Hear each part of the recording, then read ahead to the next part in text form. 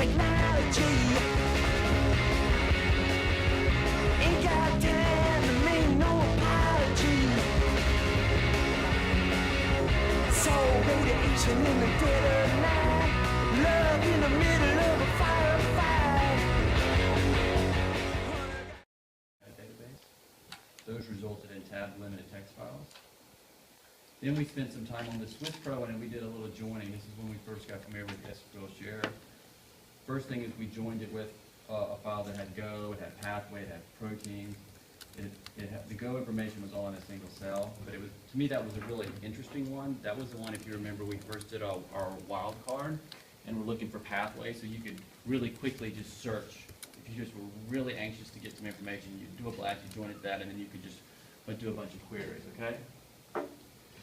And when we wanted to get the Go Slim information, because that's a very very broad, high level, 12 processes, 12 molecular functions, 12 cellular components, to kind of make those pie charts, we went back to this Swiss Pro tab limited file. We joined it to one file that had the Swiss Pro IDs in Go numbers, and then we also join that with the Go numbers with that, and got the Go Slim term.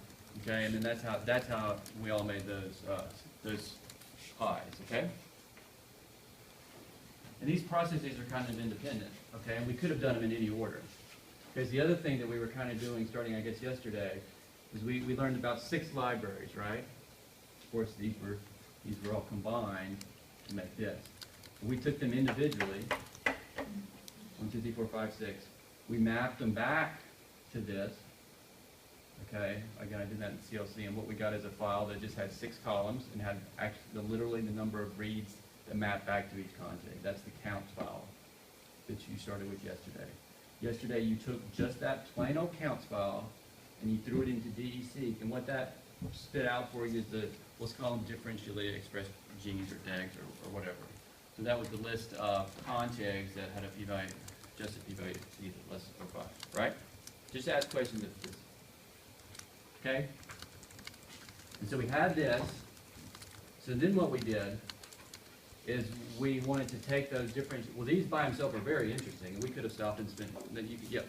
Another question, the p-value, is that combining the 2 treatments? And we can Yep. What we did, yep, well, yep, exactly. So this is one of the things that you might be interested in going back and change, but yesterday in that code, what you were comparing is these versus these, okay? Those ones that were the control and the treated, okay?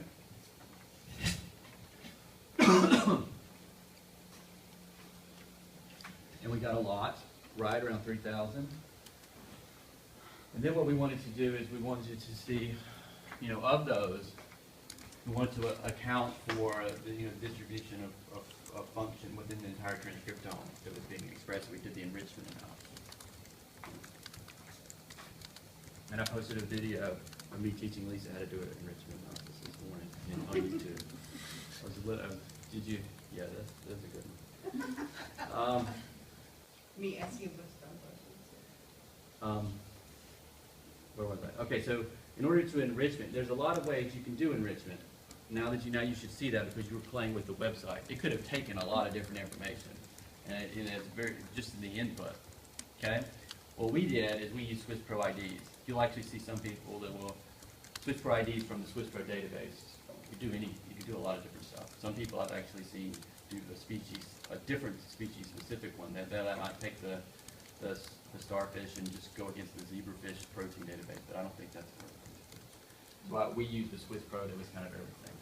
And that's why I gave you that warning error, saying, okay, you do know that some of these are from different species, and yeah, we knew that. So we wanted to get the Swiss Pro IDs from the differentially expressed genes.